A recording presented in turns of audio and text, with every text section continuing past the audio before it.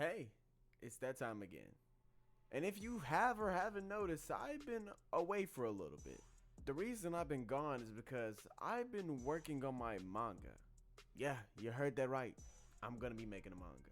And is it gonna be 700 chapters long? No, it's gonna be a one shot, so I expect maybe 20 to 30 pages because I've been drawing for quite some time and I can't seem to find us a good stopping point. And the reason I even brought that up is, one, to promote it for when it does come out, and two, that's what today's video is going to be about. Yeah, today we're going to be talking about manga and also manhwas, okay? You may be asking yourself, hey, what's the difference between a manga and a manhwa? Well, since we already seem to be started, let's get into it already. Just letting you know though, this video isn't to discredit or even undermine other people's work. It's just to state my opinions, maybe what I like more. Maybe you may feel different. That's your opinion. It's my video. I'm not allowed to have my opinions on my own video, correct? Okay, now that we're on the same page, let's get started. Most of the time, mangakas don't decide when the story ends, only how. Just know that editor plays a big role in what mangas are today. If mangakas didn't have editors, we would have got all crazy, wacky stories that have little, maybe to no structure, to be honest with you. Because if you look at some of the concept work on some of these series that these mangakas have made, it was pretty interesting to say the least. Could that have been a good thing? Maybe, yeah, it could have been great, to be honest with you, but it seems that what we have now is the best product. Because if it wasn't for Kishimoto's editor, we would have got a crackhead Minato and a dog third Hokage. And also Naruto would actually be the nine-tailed fox, and he would just be like a fox spirit. It was a weird thing going on. I don't know what he was thinking. And yes, crackhead Minato. Not actually that he does crack, but way he looks. Like, just here. Just for yourself. Like, look right here. Look right here. Does he not look like a crackhead? Come on. So now that we established how mangas are made and who's really behind them, let's talk about manhwas. So manhwas can be made by either one person or a team of people working on one project together. Maybe each pitching in their ideas, but it's not the same as having an editor. The editor dictates literally everything. If an editor doesn't like what the mangaka has created, they're just gonna throw it out. With manhwas, it's a lot different because it's gonna be a group of people that are probably friends or just one person to dictate where the story goes and how it ends.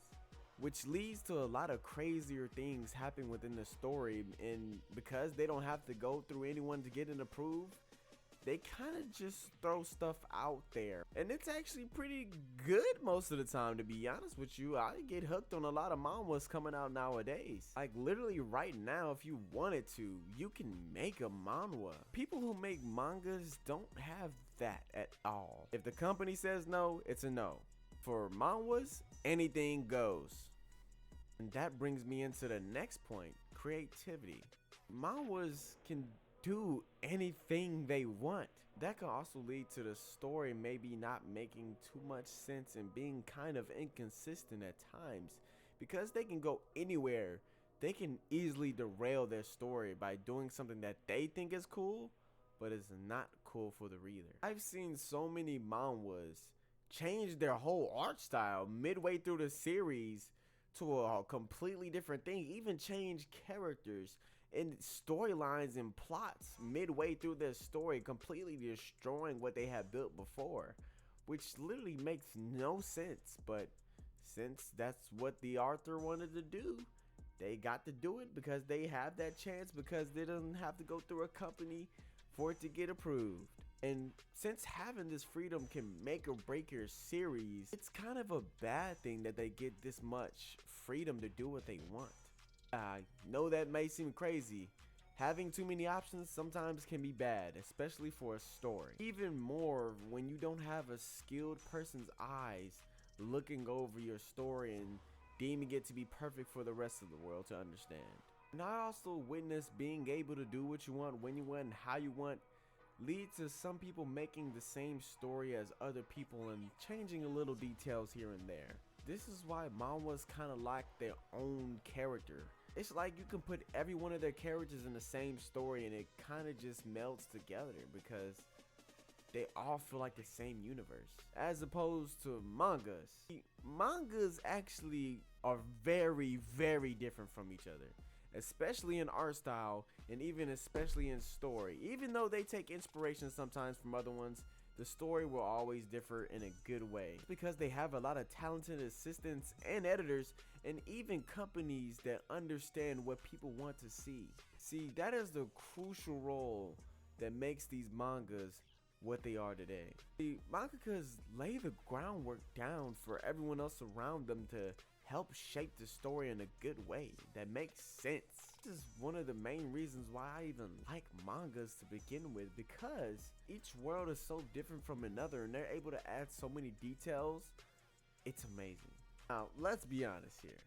One thing that mangas have over manhwas is the art style. When you read a manhwa, it's like you've seen it already.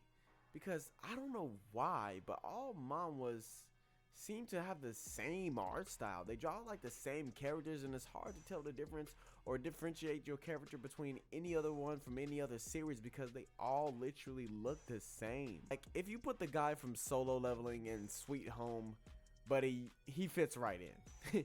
Trust me, he fits right in. That's one of the main problems I kind of have with manhwa. They all just are the same art style with minor differences here and there, but most of it's just the same thing. That really doesn't make me get invested into the character itself, which is something that you need in every story. You need to be invested in character. You want to see the character move on.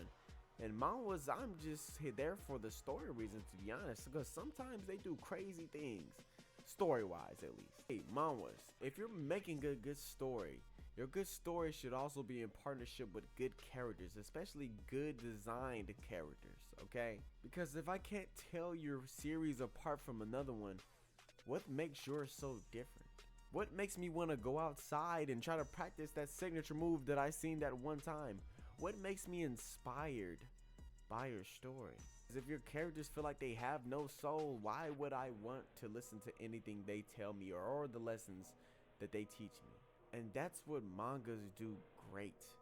They differentiate themselves from each other by giving us different art styles, different designs, different themes. It's really amazing what they do with each series. And it's hard to point out where bad character design lies within manga because everyone looks like they belong in their respective universes based off first glance. Like you can't tell me when you first saw a series, you looked at a character and said, no, they don't belong here, or no, I probably seen them somewhere else.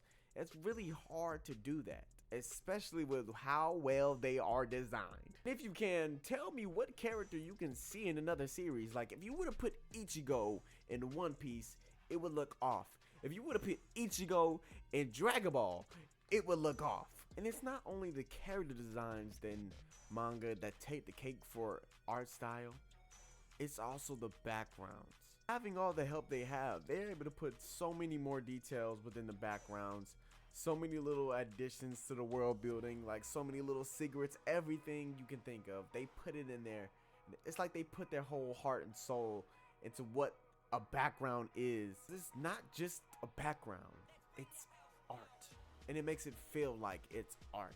This is how you look at manhwa. You kind of just say, oh, that's the background, the end, okay, cool. Mangas, you appreciate the time, the effort, the beauty, everything about what's in that background. You appreciate it. Every little line, every little small window in the background 300 meters back, you love it and you enjoy it, and it's there. Those are my main 3 points I'm going to talk in this video to not make it that long at all. I was just going on a little rant here. There was no real order to this. I was just kind of going as I felt it was necessary. And said, my opinion on the matter, which is better, is it's definitely mangas. Come on now. The art style, different. The characters, amazing. The storyline, never the same. Hey, but give us some time. Manhwas already have some series out on either Netflix or wherever else.